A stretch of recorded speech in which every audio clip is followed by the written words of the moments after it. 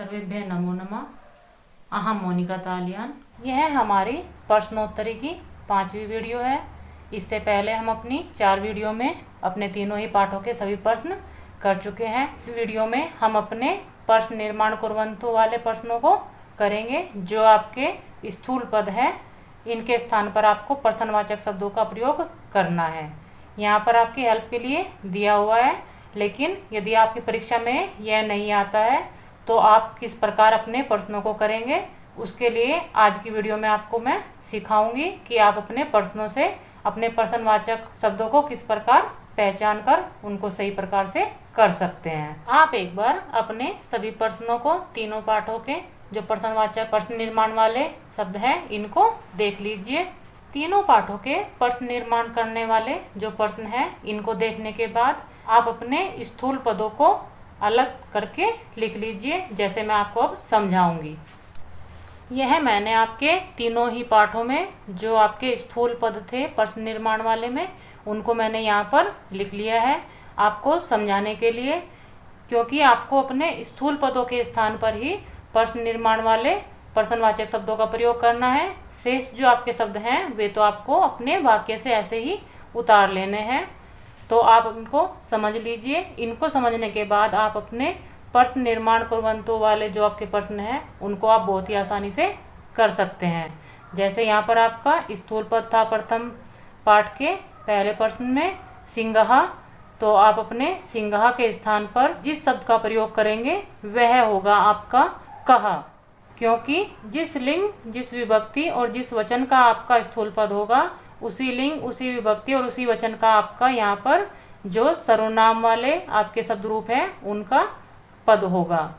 जैसे सिंगा है, पुल्लिंग में आपका एक वचन प्रथम विभक्ति का शब्द है, तो आप अपने किम सर्वनाम वाले शब्दों में से, पुल्लिंग में से प्रथम विभक्ति एक वचन का शब्द लेंगे कहा। प्रश्न निर्माण कुर्वन्तु वाले जो प्रश्न है मैंने आपके अभ्यास कार्य में और जो अभी आपको पुनः अभ्यास कराया है उनमें मैं आपको समझा चुकी हूँ। यहाँ पर आपकी सहायता के लिए आपको मैं दिशा निर्देश कर रही हूँ।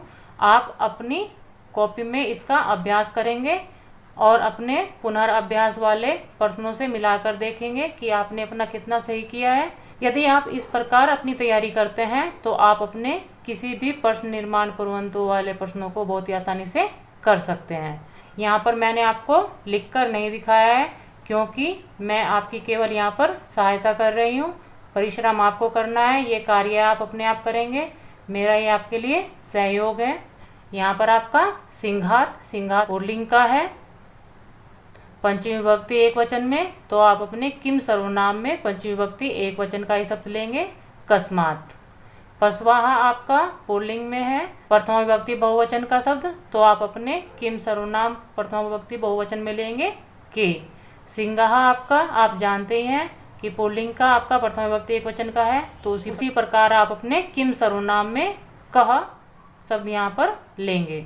पशु नाम आपका षष्ठी विभक्ति बहुवचन का शब्द है, तो आप अपने षष्ठी विभक्ति बहुवचन का शब्द प्रयोग करेंगे के शाम। सरगाला आपका प्रथम विभक्ति एक वचन का शब्द है पुल्लिंग में, तो इसके स्थान पर आप अपने किम सर्वनाम का प्रयोग करेंगे प्रथम विभक्ति एक वचन में। ऐसे ही आपका छात्रहा भी प्रथम विभक्ति एक वचन का है, तो आप इसी प्रकार यहाँ पर भी किम सर्वनाम में पुल्लिंग में प्रथम विभक्ति एक वचन का शब्द लेंगे। कूपम आपका द्वितीय विभक्ति का शब्द है एक वचन में, तो आप यहाँ पर भी द्वितीय विभक्ति एक वचन का शब्द लेंगे कम। मात्रम शब्द आपका स्त्रीलिंग है, तो आप इसके स्थान पर अपने किम सर्वनाम में स्त्रीलिंग वाले जो आपके शब्द रूप हैं उसमें द्वितीय विभक्ति का शब्द लेंगे काम। इनको समझने के लिए आपको अपने किम सर्वनाम वाले शब्द रूप और आपके अव्यय शब्द रूप जो प्रश्न निर्माण वाले होते हैं उनको आपको याद होना चाहिए। घटस्य आपका षष्ठी विभक्ति का शब्द है, तो इसके स्थान पर आप किम सर्वनाम में से कस्य प्रयोग कर लेंगे। उपहास कारणात, उपहास कारणात आपका पंचमी विभक्ति का एक वचन का शब्द है, तो इसके स्थान पर आप कस्मात प्रयोग करेंगे। बालकहा आपका प्रथम विभक्ति एक वचन का शब्द है, तो आप यहाँ पर कहा प्रयोग करेंगे। वृक्षहा आपका प्रथम विभक्ति बहुवचन का शब्द है, तो आप इसके स्थान पर के प्रयोग करेंगे। पृथ्वीयाम आपका स्त्रीलिंग में सप्तमी विभक्ति एक वचन का शब्द है तो आप इसके स्थान पर कस्याम प्रयोग करेंगे, क्योंकि कस्याम आपका किम सर्वनाम स्त्रीलिंग में सप्तमी विभक्ति एक वचन का शब्द है। शाखा आपका स्त्रीलिंग में प्रथम विभक्ति बहुवचन का शब्द है, तो आप इसके स्थान पे काहा प्रयोग करेंगे। वृक्षाः आपका पुल्लिंग का शब्द है, तो आप इसके स्थान पर पुल्लिंग के ही किम सर्वनाम वाले शब्दों में से प्रयोग करेंगे। वृक्षाणाम आपका षष्ठी विभक्ति का शब्द है पुल्लिंग में, तो आप अपने किम सर्वनाम में पुल्लिंग में षष्ठी विभक्ति के शब्दों का ही प्रयोग करेंगे। वृक्ष रक्षणे आपका सप्तमी विभक्ति एक वचन का शब्द है पुल्लिंग में, तो आप अपने इसके स्थान पर कस्मिन प्रयोग करेंगे, क्योंकि कस्मिन आपका सप्तमी विभक्ति एक वचन का शब्द है। आपकी बुक में एक इस प्रकार के भी प्रश्न आए हुए हैं, या आपके 2 पाठों में प्रश्न आया हुआ है, इनको भी आप देख लीजिए। अधोलिखित वाक्यानि कथा क्रम अनुसारेण लिखन्तु, कि यहाँ पर जो आपके वाक्य दिए हुए हैं इनको आपको कथा क्रम के अनुसार लिखना है। जिस प्रकार आपके पाठ में जो आपकी कथा में पहले वाक्य आया हुआ है उसको आप पहले लिखेंगे, और शेष जो आपके वाक्य जिस क्रम में आए हैं उसको आप उस क्रम में ही लिखेंगे। आपकी पुस्तक में इनका क्रम कुछ और था, लेकिन मैंने यहाँ पर इनको सही क्रम में लिखा हुआ है। आपको मैं इनकी हिंदी समझा देती हूँ, आप उसी क्रम में इनको याद कर लेंगे। इसके लिए सबसे अच्छा है कि आप अपने पाठ को बहुत ध्यान से पढ़ें। अपने पाठ को ध्यान से पढ़ने के बाद आप अपने कथा क्रम अनुसार वाले वाक्य बहुत ही आसानी से कर सकते हैं। सिंहः वनस्य राजा आसीत्, शेर वन का राजा था। सिंहः पशून् मारयति स्म, शेर पशुओं को मारता था। भीतः पशु गुहासु वसन्ति स्म, भयभीत पशु गुफाओं में रहते थे। एकदा सिंहः बुभुक्षितः आसीत्, एक बार शेर भूखा था। सः गुहायाः समीपम आगच्छत्, वह गुफा के समीप आ जाता है। यह आपके प्रथम पाठ का कथाक्रम अनुसार मैंने वाक्य लिए हैं। यह आपका द्वितीय पाठ के अनुसार कथाक्रम वाले वाक्य हैं। यह भी आपकी पुस्तक में भिन्न क्रम में लिखे हुए हैं, लेकिन मैंने इनको सही क्रम में लिखकर आपको समझाने के लिए इनकी मैं हिंदी समझाऊंगी। बंग प्रदेशे एकः पठने आकुशलः छात्र आसीत्, बंग प्रदेश में एक पढ़ने में आकुशल छात्र था। सः यत् पठति तत् विस्मरति स्म, वह जो पढ़ता वह भूल जाता था। एकदा सः मार्गे कूपस्य समीपे एकम गर्तम आपश्यत, एकदा एक बार वह मार्ग में कुएं के पास में एक गड्ढा देखता है। गर्तः प्रतिदिनम घट स्थापनेन निर्मितः अभवत, जो गड्ढा था वह प्रतिदिन घड़े के स्थापित करने से बना था। एवमेव पुनः पुनः पठनेन तस्य मति तीव्रः भवति, इसी प्रकार बार बार पाठ के पढ़ने से उसकी बुद्धि तीव्र होती है। यह मैंने आपके कथाक्रम के अनुसार यहाँ पर वाक्य किए हुए हैं। आपको इनकी हिंदी समझा दी है, आप इनको इस क्रम में ही याद कर सकते हैं। आपकी पुस्तक में एक अन्य प्रश्न है, शब्दानाम वर्ण विच्छेद करोतु। यहाँ पर आपको शब्दों का वर्ण विच्छेद करना है। वर्ण विच्छेद को आप बहुत अच्छे से समझने के लिए जो आपकी प्लेलिस्ट में वर्णमाला वर्ण विच्छेद वाली वीडियो है उसको आप देख सकते हैं। उसमें मैंने आपका वर्ण विच्छेद करना बहुत ही अच्छे से समझाया है। आप उसको भी पहले देख लेंगे तो आप अपना वर्ण विच्छेद करना बहुत ही आसानी से सीख जाएंगे।